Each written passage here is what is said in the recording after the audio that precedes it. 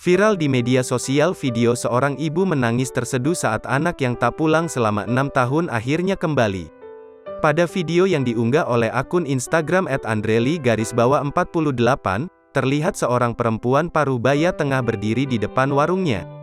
Dari dalam mobil seorang perempuan menyiapkan kejutan untuk ibu yang sudah parubaya tersebut. "Aku buka ya kacanya," ungkap perempuan dalam mobil. Kemudian ia memanggil ibu tersebut dengan keras, namun sang ibu hanya bengong. "Mamak, enggak kenal," teriak seorang perempuan dalam mobil.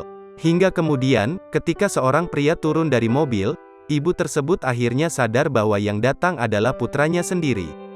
Ibu tersebut kemudian langsung berhambur ke pelukan pria tersebut. Ia menangis terseduh bahkan sampai tersungkur di depan warungnya sendiri. "Haru, lama tak pulang, ibunya sampai tak kenal anaknya sendiri," ungkap akun tersebut. Inilah kasih sayang tulus antara anak dan ibu, rindu terobati setelah 6 tahun tak bertemu, imbuhnya.